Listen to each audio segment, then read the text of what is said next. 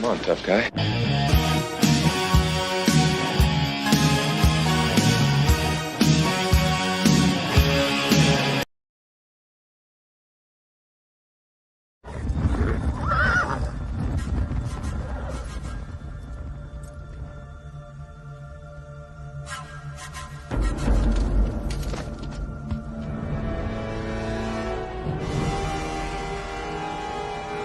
Sons of Scotland, I am William Wallace, and I see a whole army of my countrymen, but they'll never take our freedom!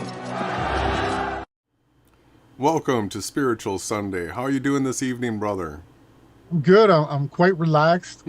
We had good news that the Hurricane Beryl wasn't going to dump 20 inches of rain on us and cause catastrophes, so we were pretty relaxed today. I'm glad to be here. How you doing?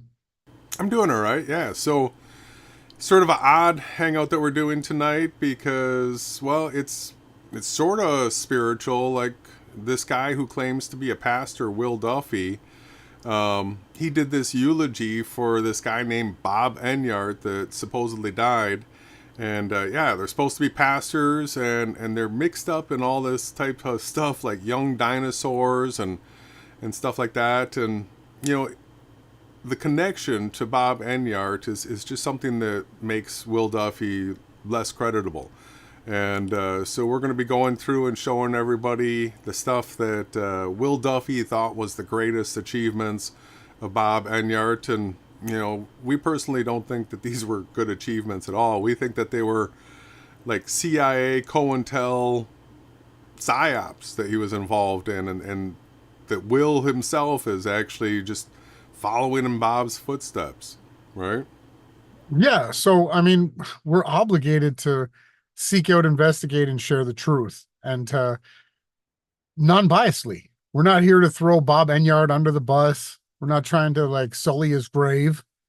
We're going through the information and the content from Will Duffy, the man who's become he was the protege. He was Bob's mentor. He was the understudy. He's the apprentice now, become the Bob Enyart.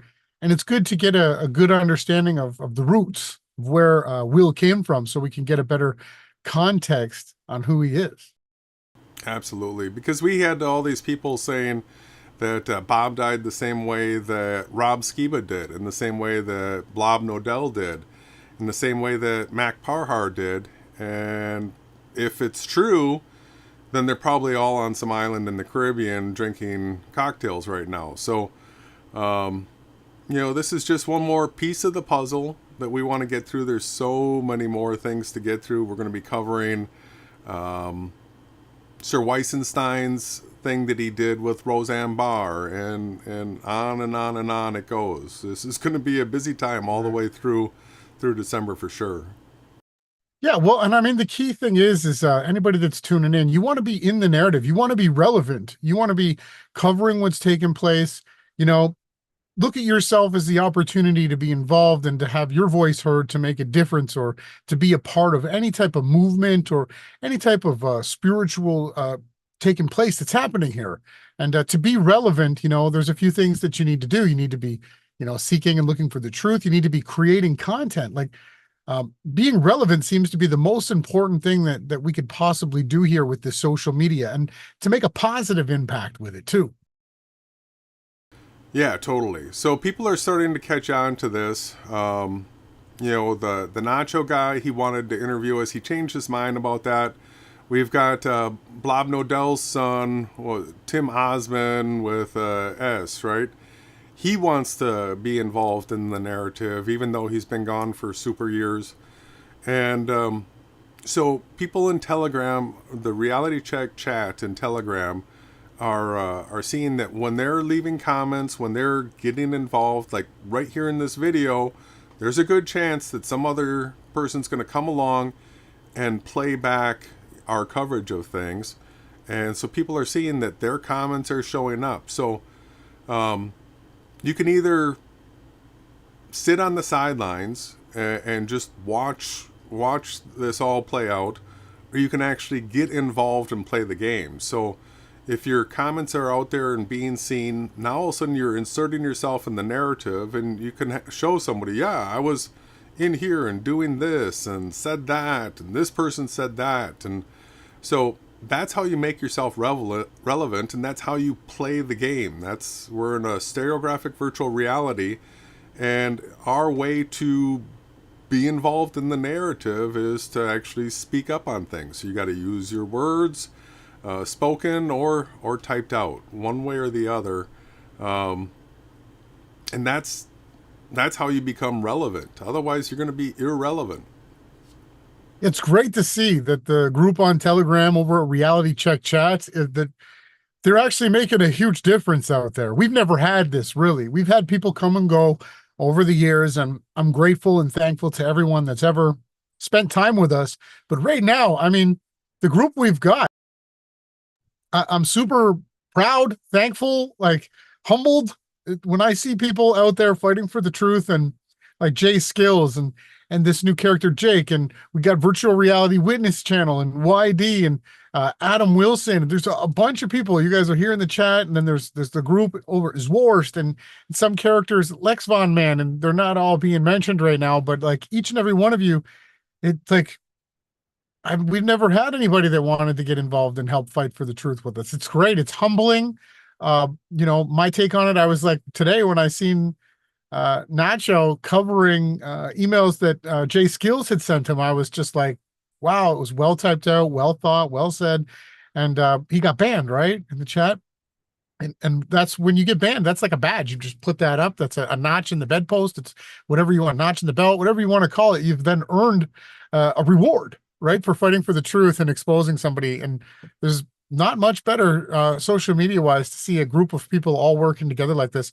I can tell you one thing, it is probably definitely shaking in their boots over there on Team Azazel. You got the Jeran crew, the David Weisses, Sir Weissensteins, these Nacho characters. They don't know what to do when now there's actually a group of us. I'm just really grateful, and I just wanted to take that chance just to say thank you to everybody. It's humbling. No, it is great to see. And we want to see more of it. So everybody, if you want to be at the cutting edge of where this is all taking place, you're going to have to get on Telegram and join the Reality Check chat. I'm going to let you know right now, there's strict rules over there, so don't try shilling. If you're dropping disinformation without debunks of it, there's a 2-strike rule, and you're out, and then you're banned. So to be in the narrative, you gotta hang in there. Otherwise, if you get blocked, you're not part of the narrative anymore. So if you're going to try to shill against this, be real careful, because we do sniff them out. Is there anything else that you want to get into before we get into this coverage? No, I just wanted to thank everybody, and everybody that's tuning in. If you want to get involved, leave a comment below. Share what your thoughts are, right? Help get your voice heard too. We're interested in what everybody has to say. That's it. Absolutely. Well, let's go ahead and get into it. We'll see you on the other side of this brand new song.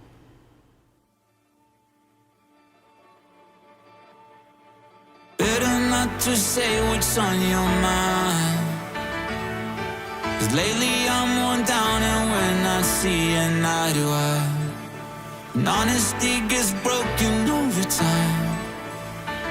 I was just like you, but don't make it right. Take signs, why is everything so blurred, like some kind of static late night ends in my face again and again and again. And oh hey, are we out of time? Can we go back to the title screen, say what we mean and be kind, rewind. So stay for another night. When the credits roll, our younger souls, they always know to be kind, rewind. To fix every mistake. If we did, I worried parts of us would be erased. Just promise me till we run out of tape, and we can hit pause here, 'cause it's getting late. Take signs, why is everything so blurred, like some kind of static late night ends in my face again and again and again. And oh hey,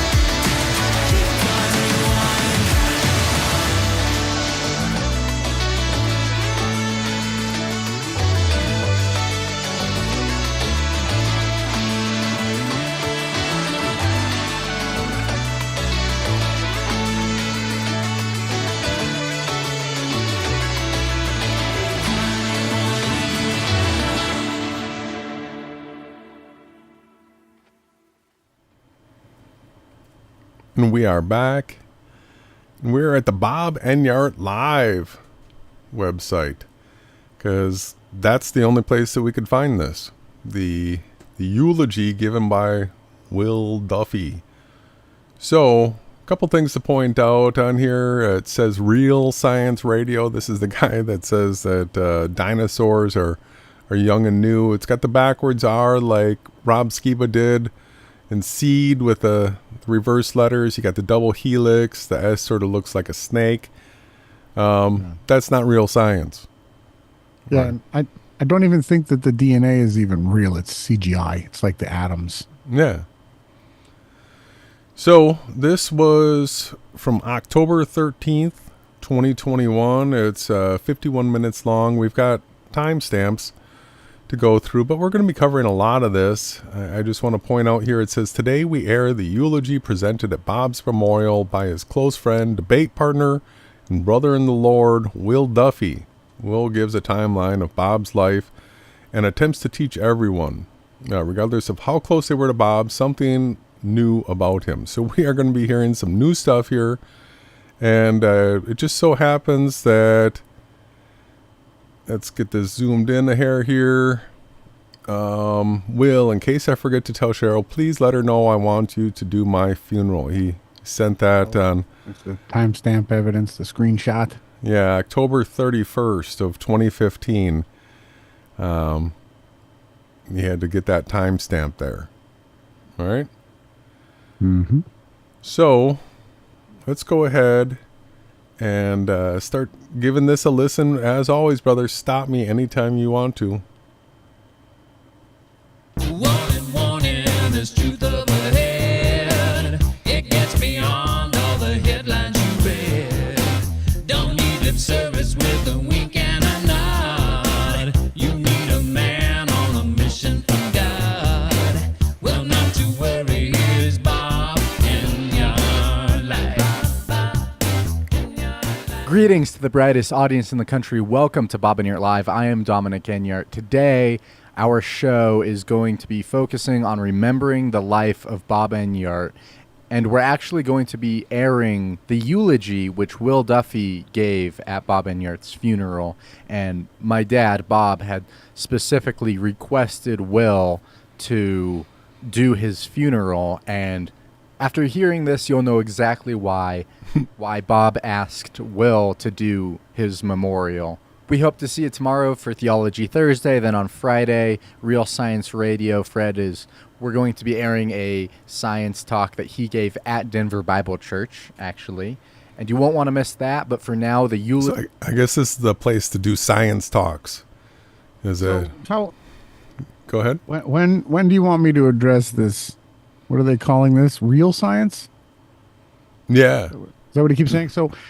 we want to get down to it real quick, and I can just throw it out here right now and get this out of the way. So what happens is, right, every time you set up some kind of a hoax or a psyop, it has a shelf life. It has so long until, like the moon landings, right? It had a shelf life. Mm-hmm. We're going to figure it out, right? So with all the different types of rollouts of people who are saying that we're the real science, and they're coming to you with a new system and a new style of things, usually... if you look close enough, right, and look really carefully in between the lines, what you find out is they're a new deception or a psyop inside of a psyop. You get it with every single false flag and hoax that we've been covering. Jason and I used to have flowcharts actually covering this with percentages on how much we thought each of these things were actually psyops, and then psyops within psyops.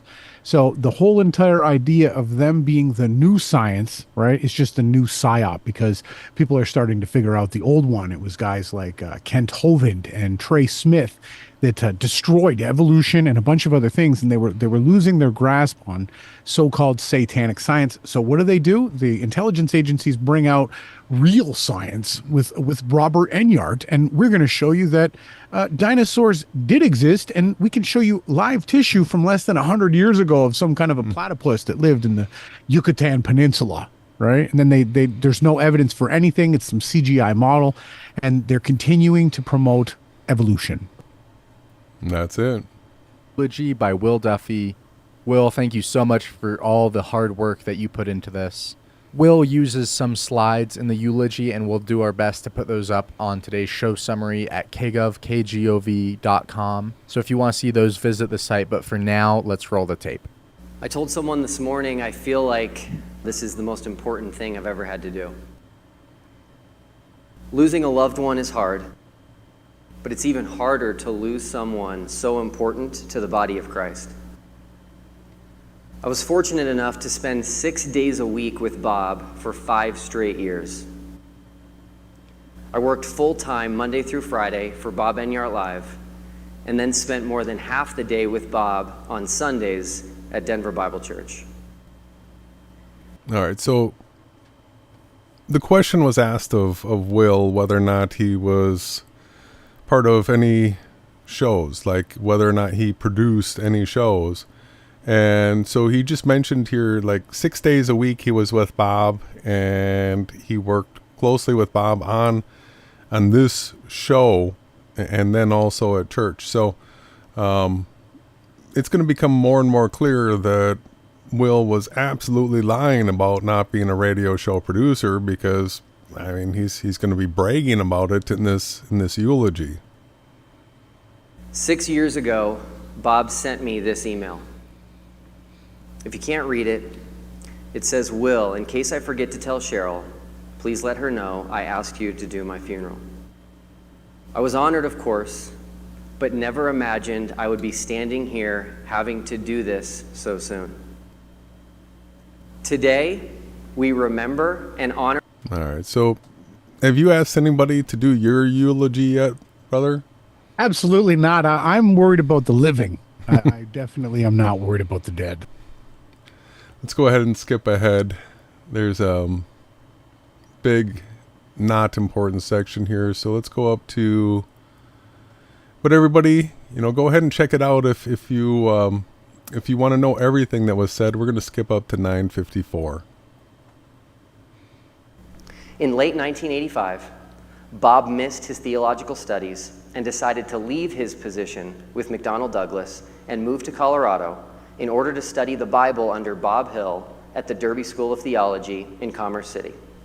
Shortly after moving to Colorado, Bob's second son, Nathaniel, Nate, was born. Bob quickly interviewed with US West, we all now know them as Quest, and I'll never forget this story. Bob was interviewing with US West on a Friday.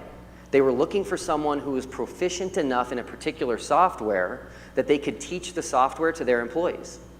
They asked Bob, "Can you teach this software to our employees?" Before I tell you how he answered, Bob had never even heard of the software before. So naturally, Bob told them he could absolutely teach the software to their employees. They asked him to start the following Monday, and so he spent the entire weekend learning the software and started teaching it the next week. Not many people would have been able to pull that off, but Bob, of course, could. So he's pointing out that Bob was a liar that had no qualifications. All right, this is Will's setup on Bob. What a great guy he was. While working for US West, Bob wrote a software program called Tickler. 2 operating systems really wanted to buy this from him, Microsoft and one other one. Unfortunately, Bob went with the other one. They ended up losing the OS battle to Microsoft and went out of business. Also, while working for US West, Bob started writing articles for PC Week in April of 1986. Bob told me that after each article he wrote, he would send PC Week a bill that was $100 higher than the previous bill. He honestly just thought it would be fun, and he was curious what they would do, and they kept paying it. He started writing articles that were critical of Windows, Microsoft's operating system. This got the attention of Microsoft, and in order to get Bob to stop writing the articles, they hired him. All right, so he got hired by Microsoft, all right, For trolling the company. for trolling the company. The guy that wasn't qualified for the job that he was at got hired by Microsoft. So in the summer of 1987, Bob moved his family to Redmond, Washington to work for Microsoft. He actually once had dinner at Bill Gates' house, and this was before Bill Gates was married. And Bob said there. So we've got Sir Weissenstein that did the solar panels on the Clintons' roof. And we've got Bob Enyart eating at Bill Gates' house. No. Wow. Does anybody know who Bill Gates is and what he's connected to? Should. There was literally no furniture anywhere. Bob said he had to lean against a pillar while having a conversation because there was nowhere to sit. Had to lean against the pillar. Is that like leaning against the ladder? Yeah, that's got to be some stupid Freemasonic. I don't know. Come on, lean against the pillar. Which one, Joachim or Boaz? Yeah. There was no place to sit at Bill Gates' house. You got to lean against pillars there. And I don't even know, are those the right names for the pillars? I haven't even read the books. Another fun Microsoft story is when Bob was originally hired, they brought a form for him to sign, and it was essentially something to protect Microsoft's intellectual property if Bob ever left the company. Bob read it, and in his opinion, signing this thing was handing over his brain to Microsoft. So Bob kept delaying signing it and making excuses until they forgot to have him sign it. Fast forward, and when Bob left Microsoft, that's a shady they practice. went to get the form. Yeah, and everybody loves it.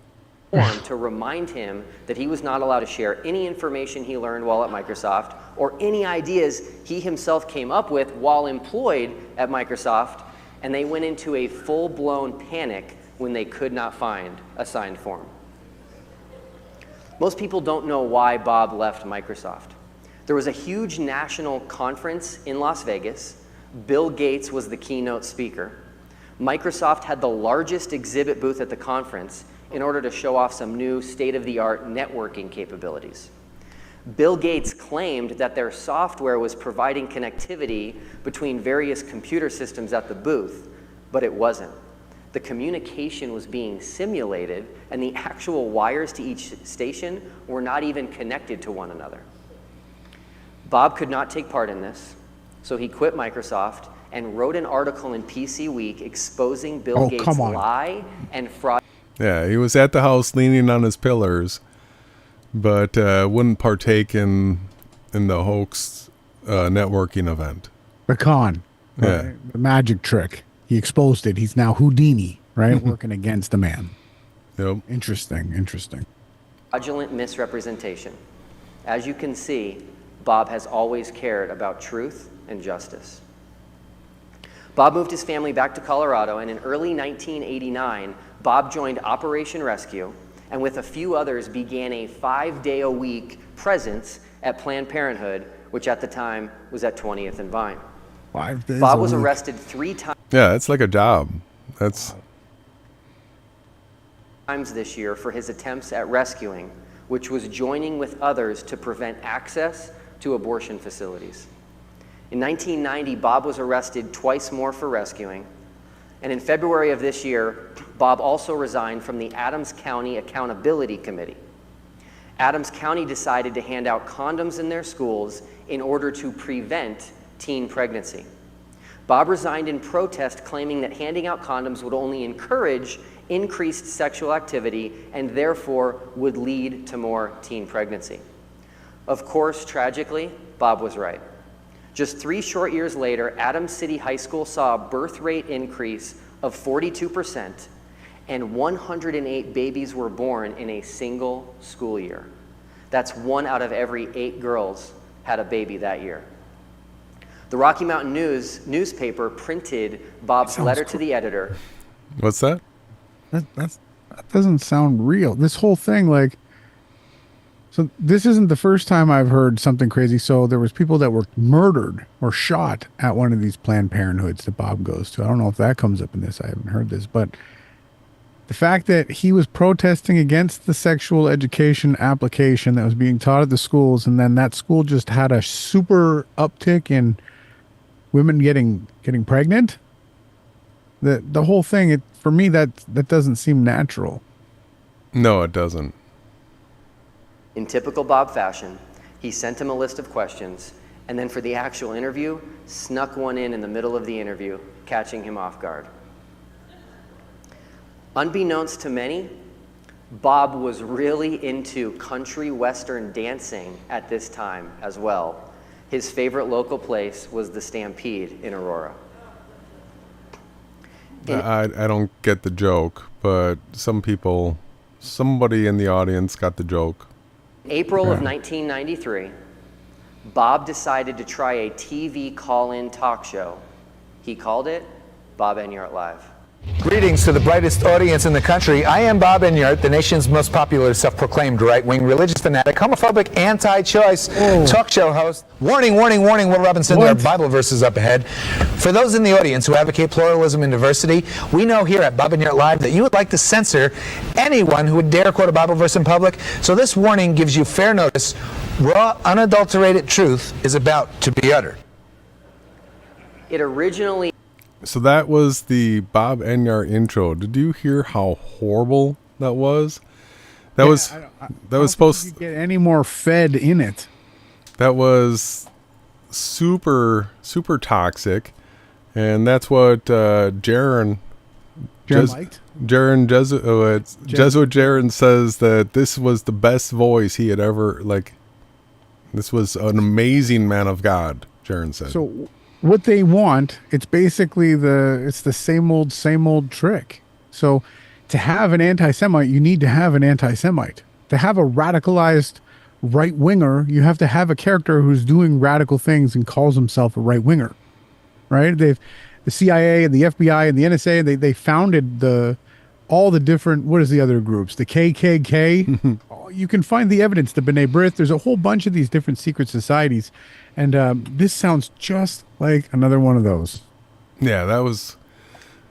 Go back and listen to that again, everybody, and hear what he said. That was bad. Real bad.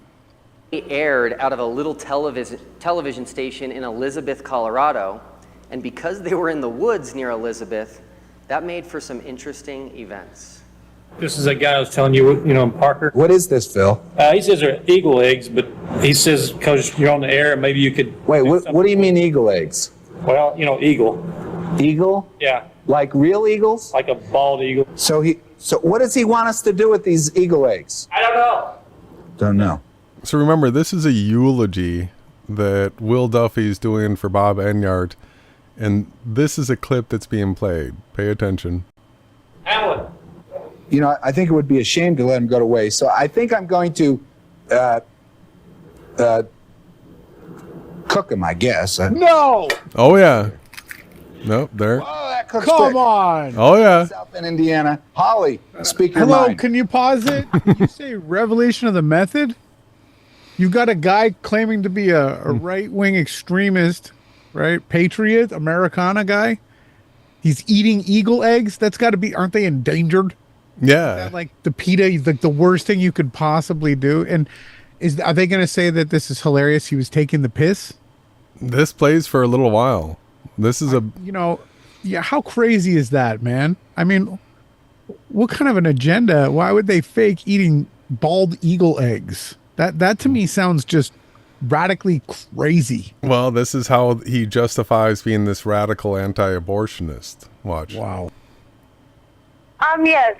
For one, I'd like to make a comment on the fact that you just cooked an egg. Now, don't you think it's kind of evil, the fact that you're cooking an eagle egg and they're non-existent almost anymore? Greg, could you get me salt or pepper or some condiments? Wow. Well, Holly, what do you mean? It's evil to cook an egg? Huh? You cook an eagle egg. Yeah, but these aren't eagles. These are just eggs. Right? No. We'll be right back. Pardon me, excuse me one moment. All right. That's the way he played. Let's go ahead and jump up here to 2140.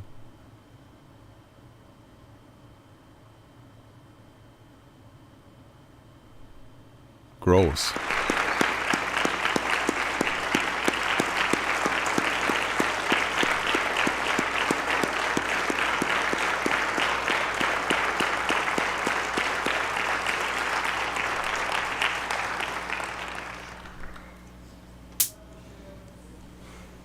In 1995, Bob led his first Bible tour of Israel, Yes, that is Cheryl. Oh, come on, pause it already. he did his own tour in Israel. His Aliyah. So, like, you got him, Stinky Cash, David Koresh, right? Happened to do a tour in Israel. You know, the same thing. So if you work for the Vatican, they send you to Israel. You have to go there, and you have to do your tour. So, and not only that, was that a standing ovation, clapping applause for the eating the eagle egg joke? I think so. What? What's wrong with these people? Yeah, it's a bad group. It's a cult. Wow. It It must be. It's a cult. Yeah, so we're going to learn about him going to Israel and how he got syndicated as soon as he went to Israel. Oh. In Jerusalem. After a year and a half broadcasting out of the tiny studio in Elizabeth, the show moved to a studio in Arvada and aired via satellite in 12 cities across the country. Oh, he was Alex Jones. Now let before me Alex explain Jones. to you, if I may, without any interruption. We can jump ahead here to 27. I mean, how many people can understand that this is a very similar character to Alex Jones? And if you're on the other side of the screen and you don't think Alex Jones works for the intelligence agencies, I want you to turn this podcast off right now. Yeah. Leave. Go. Okay.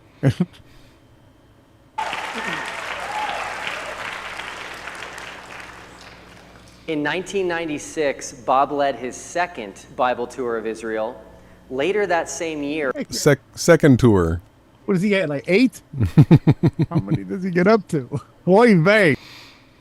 Bob was invited to a Denver Broncos game by a friend, and the game was on a Sunday. Bob accepted the invitation even though he knew he was getting a vasectomy reversal the day before. This was the kind of friend Bob was. What a great I friend. think Bob forgot about all the stares. Why? Why bring that? Why? What? Why Because- would you do that? If that was my dad, I don't know. I don't know what's going on here. Because he went to the Broncos game. Come on. This is crazy. This is such a crazy interview. I mean, eulogy? Eulogy. Oh, boy. I told you that this wasn't going to be your typical eulogy. To climb in an NFL stadium. After obviously struggling to get all the way up to their seats, Bob explained why he was in pain, and his friend was in shock that he was even at the game. Bob never said no, which was an incredible characteristic, especially someone with so many fans, followers, and friends. Fans. Around this time, Bob started his Bible study in Inglewood, Colorado at the Malley Senior Recreation Center. Bob continued with the Bob Enyart Live TV show out of South Bend, Indiana in 1997, and this was also the year his son Zach, was born. In 1998, Bob's TV show continued to grow and spread throughout the country, peaking in over 80 cities. Nielsen ratings showed that on certain nights, Bob had a larger audience than Conan O'Brien, Tom Snyder on CBS, and Masterpiece Theater on PBS. The show also had similar numbers to Entertainment Tonight and Northern Exposure. Bob launched kgov.com in 1998, and the website quickly made its way around national and international headlines when Bob burned OJ in February of 1999. Crazy. Hold on. So, again, when O.J. Simpson's trial took place, what a ridiculous hoax psyops that was. What they do is they fake their deaths, right? You know, you can see how Will likes to have the duping delight, and the whole entire intro section, everything about Bob Enyart's him duping people. Everything. Every single thing we've heard so far. Over and over again. I'm just at a loss for words. Protest murderer O.J. Simpson, Bob purchased his Hall of Fame award and his 2 jerseys and burned them on the steps of the LA courthouse. Okay, the whole, the big case on TV and the glove didn't fit and he was found innocent, then he wrote a book, So What If I Did Kill Her? Okay, if you're on the other side of the screen and you think that that's real, that you think the OJ murder was real, you can turn the podcast off again. We can't help you. If this is the first time you're hearing this, it wasn't real. They faked their death. They do this all the time. They give them plastic surgeries and then reassign them. The death fakers are abound. Okay, and so Bob Enyart spent all this money. 16,000, I think. Will Duffy is spending all $150,000 to prove the Earth is a ball. Now we have Bob went to the courthouse where the OJ got off, right, and burnt a bunch of his memorabilia. Who would do that if you're not a Fed? I mean, come on. What kind of a statement was this? Justice for Nicole Simpson? Is that what it was? Like I haven't heard the tapes yet, but I mean, this is a ridiculous stunt. Sounds like to get pushed, and not only that, 80 different radio stations. I mean, they put him on everything. Yeah. Who gets put on everything? Everybody. Well, after the second tour in Israel, he got put on tour. 2 tours in Israel too. This event led to a media frenzy across the United States and was also reported by CBC News in Canada, by the BBC in England, and all around the world. It was also covered on Comedy Central's The Daily Show with Jon Stewart.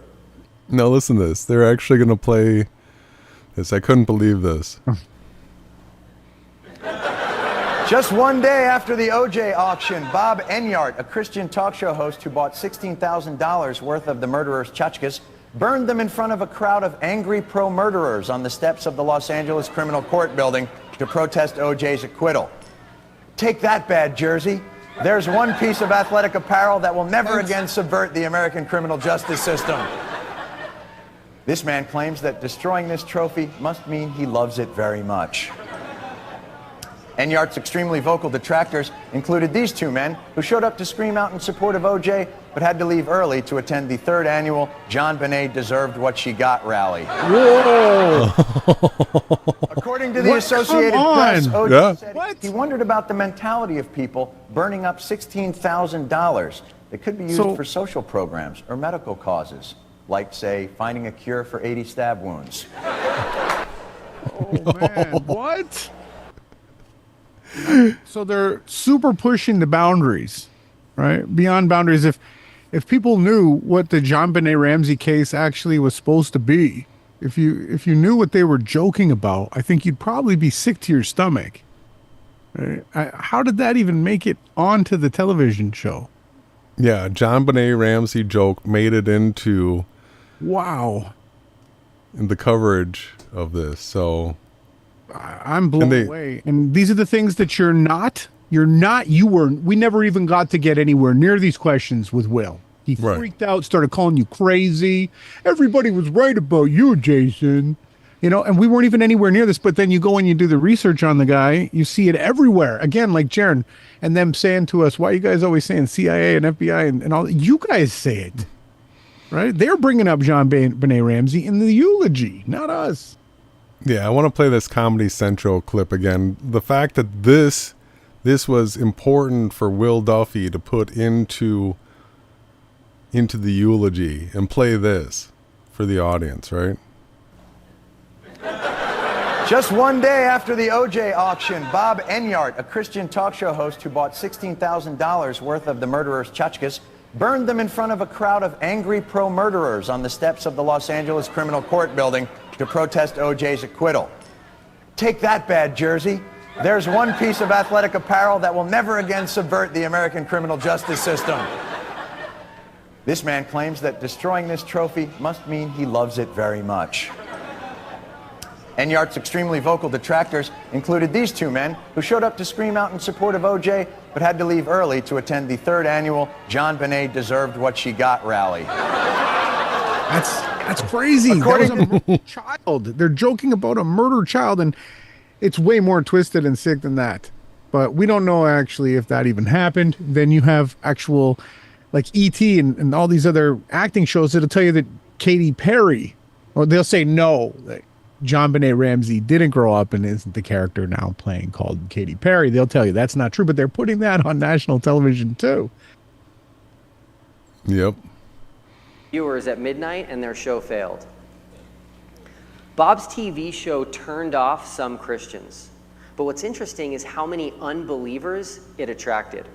I find this interesting too.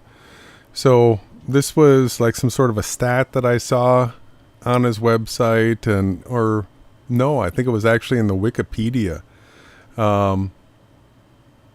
Jeran said that he was attracted to Bob Enyart because of his voice, right?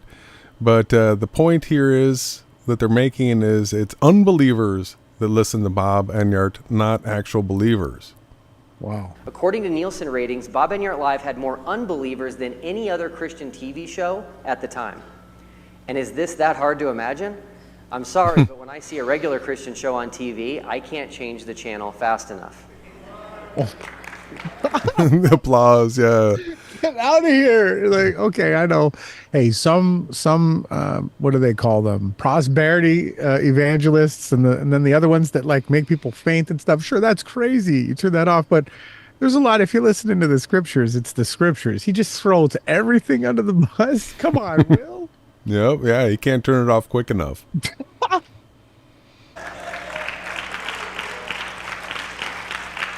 And I try to make light of it. I think you all know what I'm talking about, right? Blessings, brother. Thank you for tuning in. And let me tell you what God will do in your life if you just make a small donation to our ministry. Bob's goal was to attract the unsaved and get them to stay on the channel and listen long enough to hear the truth of the gospel. And his show was a wild success in this regard. Bob was invited in June of 1999 Didn't help Jeran. to be a guest on Bill Maher's Politically Incorrect. Bill Maher, come on. I mean, yeah, Bill Maher's gonna bring on a Christian pastor, right? So everybody knows that's tuning in here that the other team owns the television stations. Azazel is the correct name, right? People call him Satan. People call him the light bearer too. Crazy enough, but they use Latin. But so, good people don't make it onto TV. We had Bob Nodell, who was, he knew that, agreed to that, but then was asked, you were on, what was he on, CBS or CBC? And he denied it, I wasn't. And right in the same conversation. So getting onto the mainstream television shows to promote your agenda, there's only one way to do that, right? You have to be working for Azazel. You have to have made the contract. That's it. Bill Maher took offense, serious offense, when his own audience would cheer what Bob had to say. The big problem isn't that they're telling teens to drink beer. I mean, that's a problem. But the bigger problem is the animal rights folks, they don't really elevate the rights of animals because you can't do that. They denigrate the rights of people. It's not that they love animals. And that's true. Shut up! Moron! Shut up at my show. Sorry. Bob was a guest on Politically Incorrect 6 times from 1999 to 2001. After appearing... All his show appearances. That's supposed to be a good credential, right? That he was on television. Yeah. That's not a good credential to have.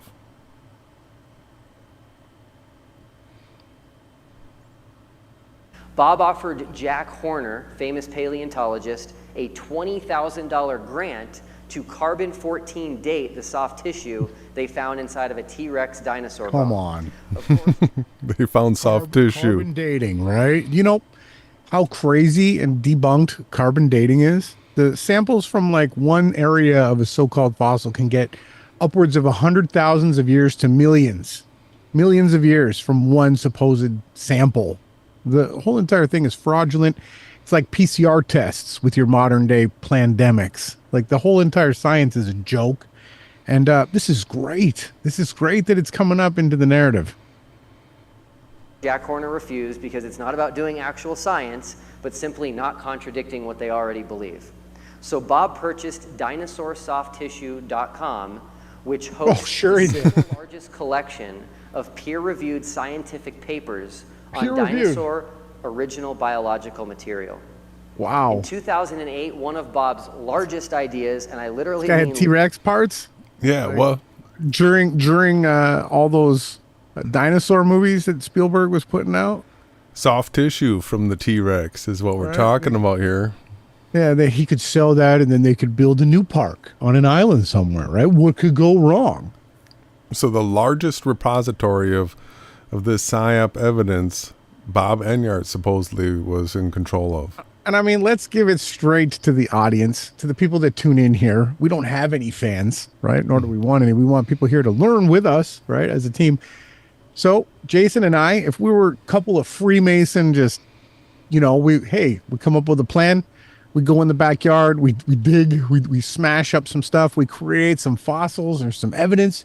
Then we get peer reviewed and we get published in the scientific world. Then we start a theme park. We get people coming here and paying admission. We'll get like golf carts and stuff. We'll buy a bigger plot of land and we'll do more of these hoaxes. If you don't think that that's exactly what they've done, all of the wonders of the world, the pyramids, the big stone at Baalbek was just concrete formed. Right? The Great Pyramids, they just mixed the sand with a little bit of lime and a little bit of water and made concrete. They're all falling apart. It's a sham. The Machu Picchu, the wonders of the world, again, they made a form. And they poured the blocks together. It wasn't some ancient alien technology where they were laser cutting rocks. They're all hoaxes. They're psyops and scams by Freemasons that it came along and came up with something because they were clever enough to dupe people into paying for the admission at their theme park. Like, it's time people wake up to this and open your mind and your eyes to the delusions and the deceptions that these disinformation agents are putting out here. Their time's up. Who's that guy that has the dino theme park? Kent Hovind. He was the guy that totally destroyed evolution, fought with the Bible, came with Bible verses. Really well done. Really inspired Rob Skiba, Trey Smith. All these guys came out. Probably Bob Enyart was probably inspired by Kent Hovind. All these guys, right? And then he gets put in jail. All of a sudden he gets let out and he owns a dinosaur park where you can go there and supposedly dig up dinosaur bones. And then you get the other side of the argument to tell us that there are no such thing as actual dinosaur bones anywhere because the radiation level from the great extinction event that took place when the asteroid hit the Earth that destroyed all the life on the Earth, they have to lock that stuff up in radioactive containers that contain it, right? So all you get to see are plaster bones in different museums. But somehow Bob Enyart here actually has live tissue, like they had the Ron Wyatt guy that brought back Christ's blood, he said, and it only had so many chromosomes, and there was no dad character. All of this stuff, they're all Freemason psyops. To me, it's absolutely hilarious. I can lean back here and I can flick pieces of popcorn at every single one of these lies like it was shooting it at a giant screen on the television. Come on, you guys. It's 2024 now. Okay, stop with your dinosaur tissue hoax. Okay, there's no platypuses, there's no T-Rexes with little tiny arms running around. All that stuff is a joke to perpetuate evolution and the Freemason, Albert Pike, and then all the other different things, the Finch bird's nose and all this stuff. Like, come on, let's grow up. Please, everybody, can we start actually fighting for what's real, what's true, what we can actually observe? Don't you know that pterodactyls became chickens? Oh, come on. Oy vey, I'm so tired of this. You know what it is, too? And then you get all of the youth. So on social media sites right now, and there's this traveling dinosaur theme thing, right? I just see it over and over again. I just laugh. But then I think about it. What are they doing there? They attack the youth. They attack them. They create camps. They do crazy stuff involved with all of these things. What kind of grown men, too, are obsessed with dinosaurs? What kind of these characters? You got like MC Toon, Mick Toon. You got all these other guys that are Will Duffy. Like, are these men obsessed with dinosaurs? They got little plastic toys like platypuses and the stegosauruses. And think about this carefully, everybody. What is going on if somebody is obsessed with dinosaurs? There's something wrong. Largest was his Sheets of Shame project when the Democratic National Convention came to Colorado. He wanted to welcome them with a message that would be seen by anyone and everyone. This project was something that many of us never thought he would actually pull off. But of course, Bob was a born leader and a slave driver at times if need be. And Bob pulled off something that possibly no one else could have. Check this out from Sky Fox here. This is an attempt at the Guinness World Book of Records for the largest protest sign. Look at this. Destroys unborn children. That is over near Lookout Mountain. I don't know what it takes to get in the Guinness World Book of Records in terms of protest signs, but that's pretty big. We'll be right back. That video was taken by a helicopter.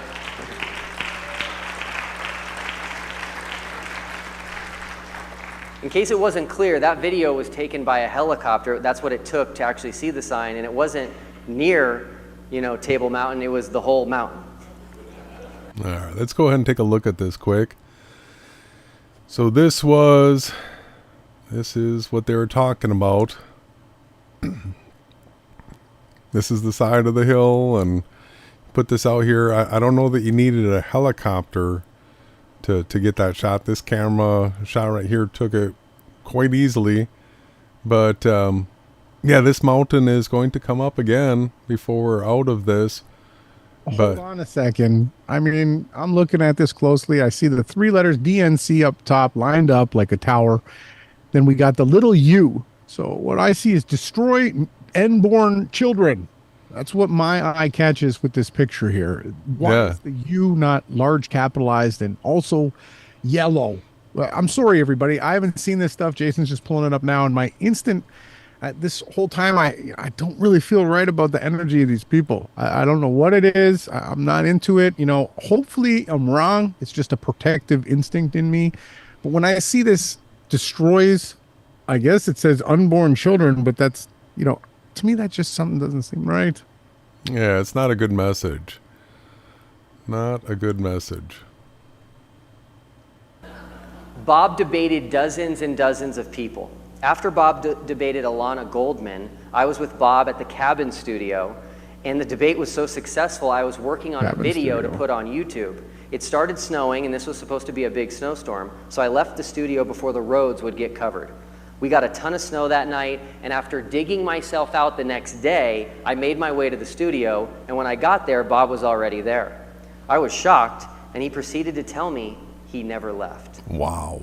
He stayed late and ended up getting snowed in and just decided to work overnight to finish the video that I had started. See, the video he had started. Wait, is he a video editor now? Yeah. Yeah. Now he had to hire somebody to make the final experiment videos. Yeah, he said that he hires people for that stuff. Wow. But back then he used to. He did it. He did And before, did he say in the beginning that he was a producer too of a radio show too?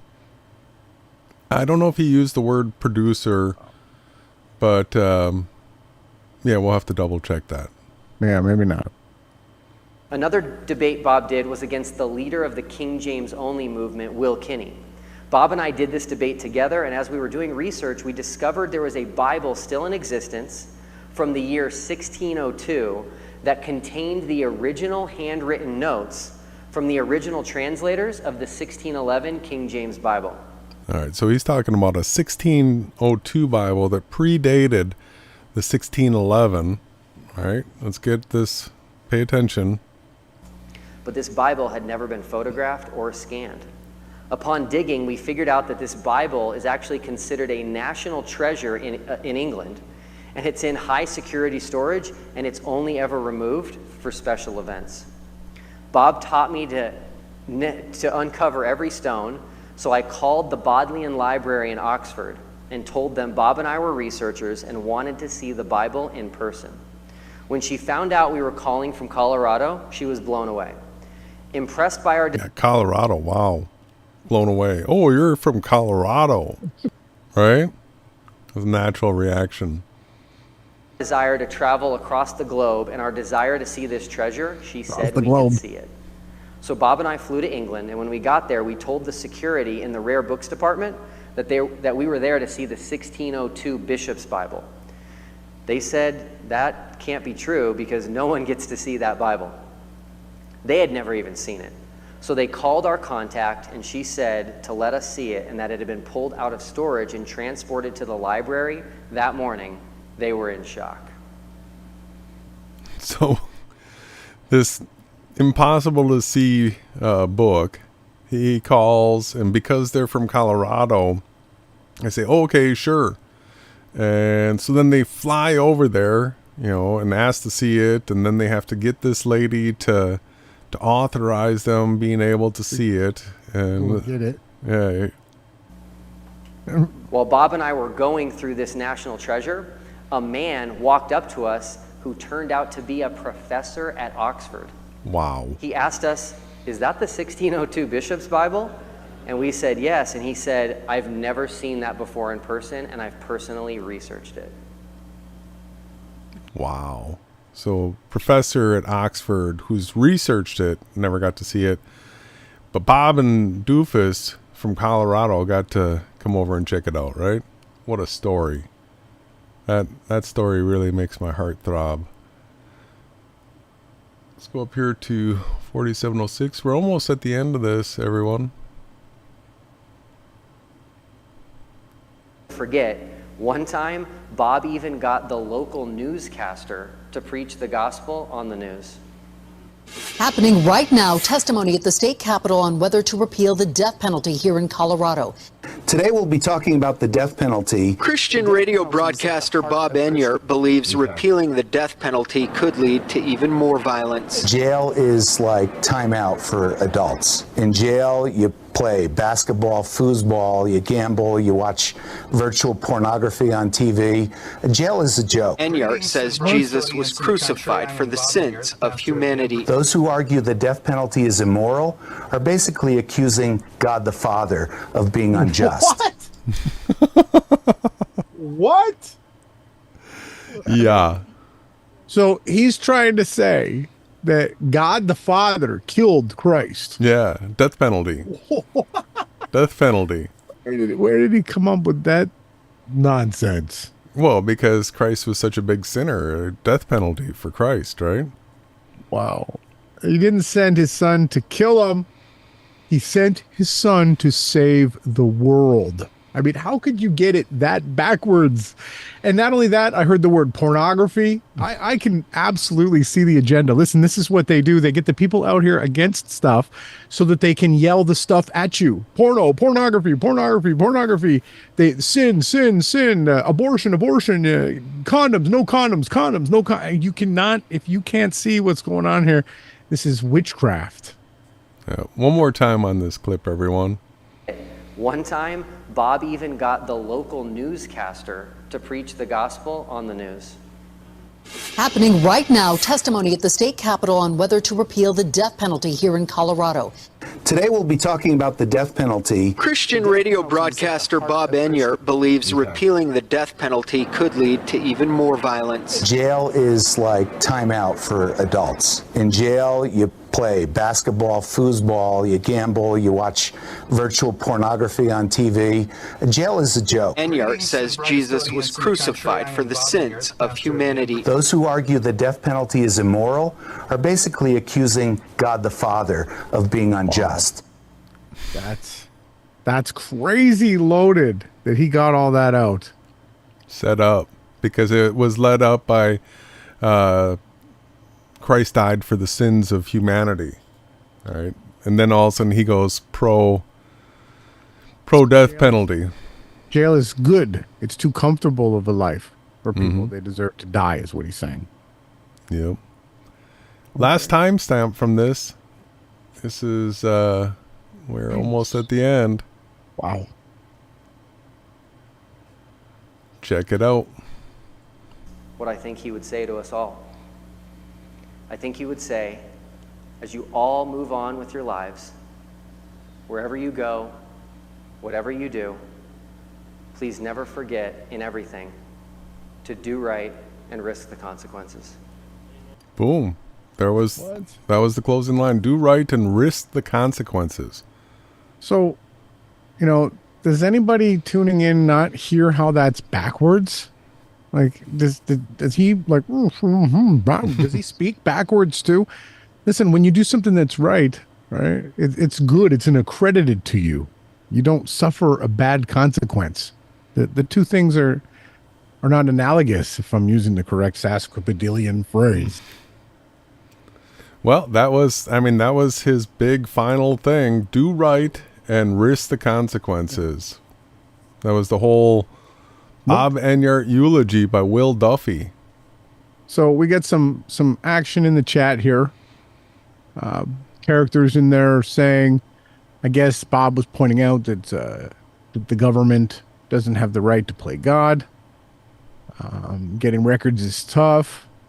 Twisting words from YD, so I'm guessing they can get into the real Vatican. Yeah, the Vatican archive is supposedly in the basement of one of the buildings in Rome, where they took all the news. We got more stuff. Borough resident making trip to California mopped.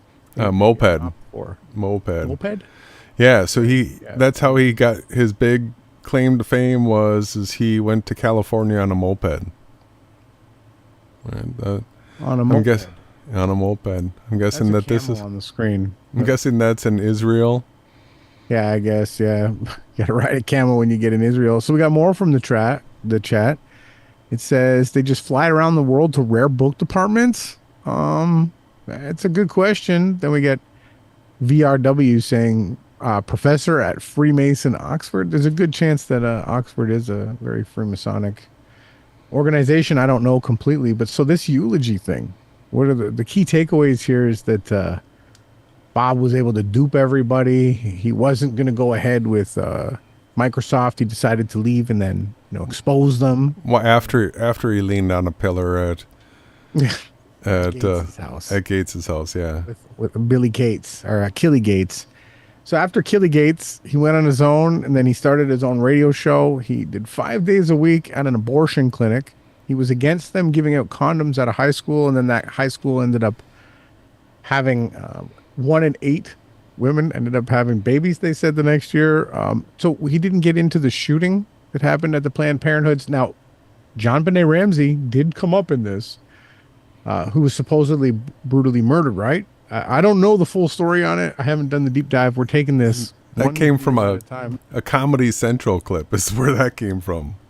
I mean, yeah, Comedy Central. What other shows was he on? He was all over TV. He got on the radio at the end here. That had to be the weirdest eulogy, if you call it that. It had video clips and yeah. I mean, the cheering audience. Cheering audience. I'm pretty baffled at this next thing. I guess we're probably going to have to go deeper into Enyart and see more of what's going on here, and Will as well. Absolutely. So what's your call? What do you think? Do you think that that this is I guess an intelligence agency plot, and Will was just trained for the job? It makes me wonder why it wouldn't have been his sons, but I guess he wanted Will to be the guy. Yeah, he specifically asked for Will to do the funeral. Interesting. And then you get Jeran Campanella, who says that Bob Enyart, this guy, Robert Enyart, was a wonderful, great man, right? Best pastor, preacher guy that Jeran's ever listened to, right? Yeah, this whole story is just so odd, I don't know how to say it any different, but here we are. We got through it again. Thank you, everyone, for tuning in. Everybody in your comments will be left up in the chat, and then you can leave them below the video, too, if you want. Jason responds, and you can get into the narrative. We were talking about being relevant earlier. You actually have to, get involved. Participate. Have your voice heard. Yeah, participate. That's the only way, everybody. No participation means you get no credit and makes you irrelevant. So don't be that. Yeah, well, and so below there'll be some links. So in the description box, there's already links to my Rumble channel, to Jason's Rumble channel. You can find War is a Hoax videos there. You can see the Rise and Grind morning show that I did this morning there. It's more content with brand new music. There's also the Reality Check chat group. Now, again, the link is in the description box. There's also a link in the description box to all the music we've put out for the last 3 or 4 years. So if you're interested in a good music list, it's down there. And I'm thankful that we were here tonight. We got to go over the eulogy for Bob Enyart, and I hope at the end of this that our investigation finds out that Bob was just a good man that actually cared about Yahawashai's children, and that his fight was for the truth and for what's right. Right? Actually, what they're saying, if you do what's right. I hope at the end of the day, this is all some elaborate hoax that the intelligence agency did, where nobody got hurt, nobody died, and there were actually good people on the other side of the screen masquerading as something that looked bad or that was involved in these nefarious, evil things. I'm going to hope in my heart that they're good people, and that it's just all this John Benet Ramsey and all this satanic cult stuff is just nonsense. I'm hoping. That's my hope. Yeah, we can only hope. Yeah, absolutely. All right, brother. Anything else? No, that's it. I've definitely spoke my mind. Thank you to everybody in the chat. Again, YD, the whole team from Reality Check chat. You guys are doing awesome. Again, thank you very much. All right, where's the only place people are going to get this content?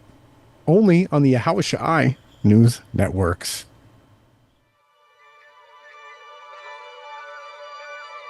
Far from the hands of the reaper, here with my oxygen-starved brain, there's nothing left to hold my breath over, but moving on just don't feel sane. It seems like catastrophe to lift my head and feel the weight of every open door in front of me,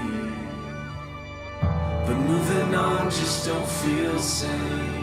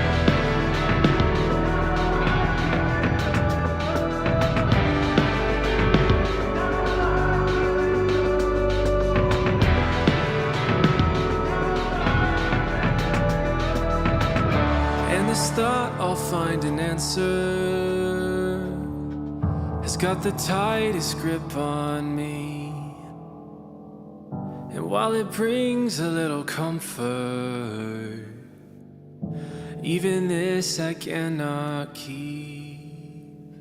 And with my eyes finally open, I see the truth I've always known, that all this light on the horizon will burn the flesh right off my bones. You're not alive till you let go. You're not alive till you let go. You're not alive till you let go. You're not alive till you let go. All this change, the inevitable toll life takes, to know this heart is beating and awake. You're not alive till you let go, not alive till you let go. All this change, the inevitable toll life takes, to know this heart is beating and awake. You're not alive till you let go, not alive till you let go. All this change, the inevitable toll life takes, to know this heart is beating and awake. You're not alive till you let go, not alive till you let go.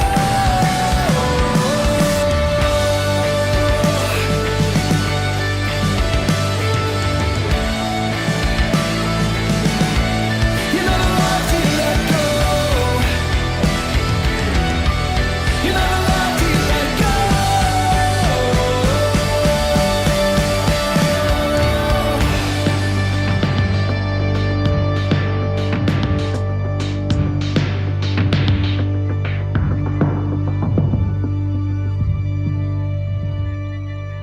Far from the hands of the reaper, Here with my oxygen-starved brain, there's nothing left to hold my breath over. But standing here just don't feel sane. And with my eyes finally open, I see the truth I've always known. That all this light on the horizon will transform my flesh and bone.